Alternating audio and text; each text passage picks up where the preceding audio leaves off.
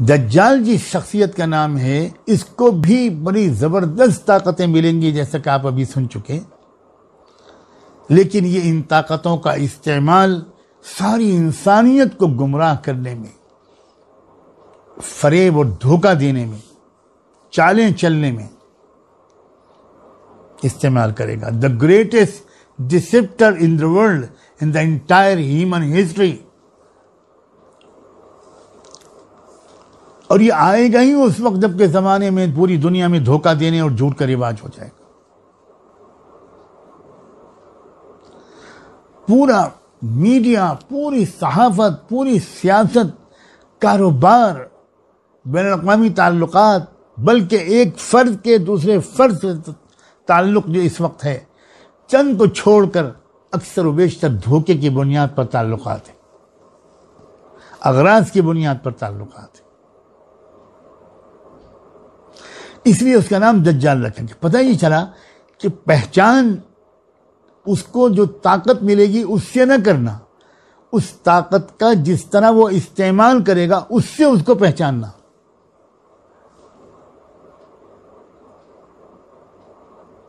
ہو سکتا ہے کہ کوئی بہت اچھے لوگ بھی، بہت ایڈوانس ٹیکنالوجی ان کے پاس ہو، اور وہ اس ٹیکنالوجی کو انسانیت کے بھلے کے لیے استعمال کریں، لیکن یہ دجال خدا کی دی ہوئی ہر طاقت کو یہ عجیب غریب شیطانی منصوبوں کی تکمیل کے لیے اس کو استعمال کرے گا.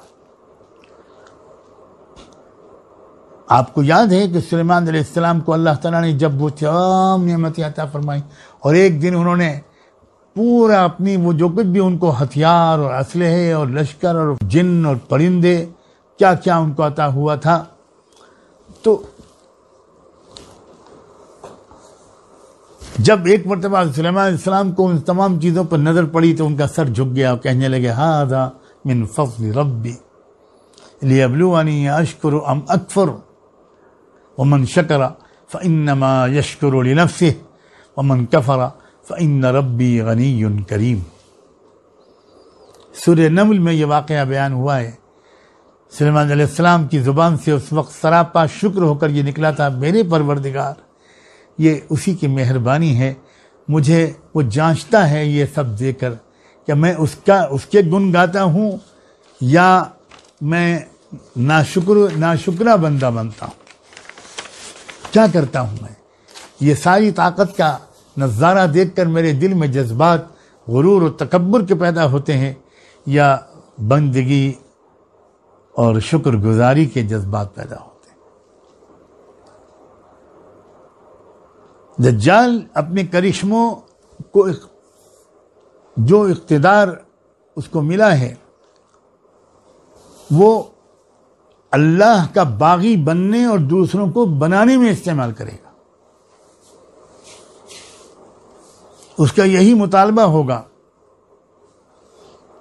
زبان قال سے اور زبان حال سے کہ میری مانو اور کسی کی مت مانو، نہ اللہ کی، نہ رسول کی، نہ قرآن کی. شاید وہ بات مکمل ہونے سے رہ گئی جو میں نے کہی تھی کہ جن انسانوں کے اندر روحانیت تھوڑی بہت باقی ہوگی ان کی روحانیت بھی ختم کرنے والے ویکسین تیار ہو رہے ہیں. ان باتوں کو آپ کانسپریسی تھیوریز کہہ کے ٹالنے کی عادت چھوڑ دیجئے، راہ اعتدال اختیار کیجئے. جو کانسپریسی ہو رہی ہے اب اس کو جانیے، اس کو سمجھیے، اس کا اپنے گھروں میں مذاکرہ کیجئے، اس سے واقف ہوئیے.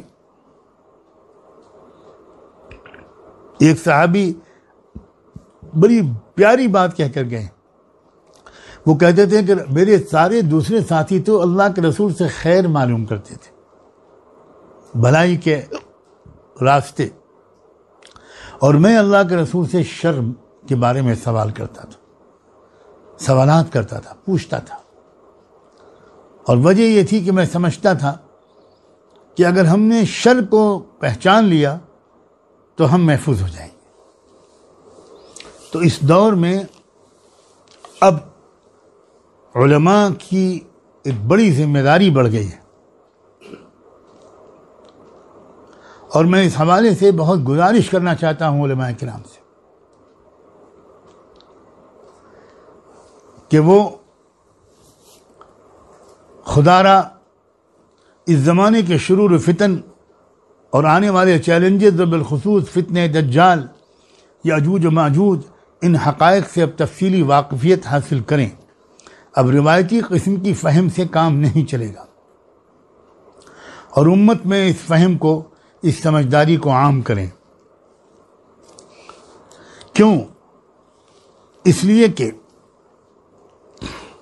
اللہ کے رسول صلی اللہ علیہ وآلہ وسلم یہ بات فرما چکے ہیں کہ جہاں تک مجھے یاد آتا ہے سنن ابی داؤد میں یہ روایت موجود ہے، اس میں یہ بات آپ نے فرمائی ہے کہ جو شخص دجال کے پاس آئے گا اور یہ خیال کرتے ہوئے کہ وہ مومن ہے، یعنی میں مومن ہوں، میں ایمان والا ہوں، مجھے دجال کے پاس جا کے کیا نقصان پہنچے گا، لیکن ہوگا یہ کہ ملاقات ہوتے ہی وہ شبہات اور شکوک میں مبتلا ہو جائے گا، دجال سے ملاقات ہوتے ہی شکوک و شبہات پیدا ہو جائیں گے، اور پھر وہ اس کے پیچھے پیچھے چلنے والا بن جائے گا۔ اللہ اکبر۔ مجھے سمجھ میں نہیں آتا کہ میں بہت کھل کر کہوں یا لوگوں کی برداشت کا خیال کر کے پوری طرح کھل کر نہ کہوں۔ اس وقت ہمارے بہت بڑی تعداد میں وہ لوگ ہیں جو بڑے دیکھنے میں دانشور نظر آتے، ڈگریاں ہیں، لیکن کاش کہ وہ خود سمجھ لیتے کہ فتنہ دجال سے وہ متاثر ہو چکے ہیں، اور ایسے لوگوں کی باتوں سے معروف ہونے والوں کی تعداد دن بدن بڑھتی چلی جا رہی ہے۔ اسی لیے اللہ کے رسول صلی اللہ علیہ وآلہ وسلم نے یہ تک فرمایا ہے، سیدنا انس راوی ہیں اس حدیث کے، کہ دجال سے دور رہنا، دجال کے قریب مت جائے وہ شخص جو اس کے بارے میں کچھ سنے۔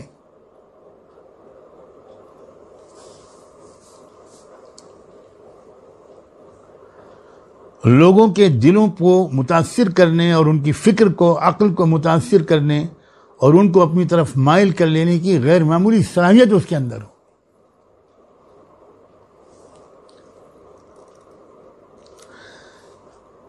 یہاں تک کہ جو لوگ ذرا دجال سے دور رہنا چاہیں گے اور اپنے گھر والوں کو دور رکھنا چاہیں گے، وہ عورتوں کو خاص طور پر گھروں میں رہنے کی تاکید کریں گے، بندوبست کریں گے کہ وہ گھروں میں رہیں۔ اپنی ماؤں سے کہیں گے کہ اب آپ باہر مت نکلیں، اپنی بیٹیوں سے، اپنی بیویوں سے کہیں گے، حدیث میں الفاظ آتے ہیں، اپنی چچی، خالہ اور پھوپھی سے کہیں گے۔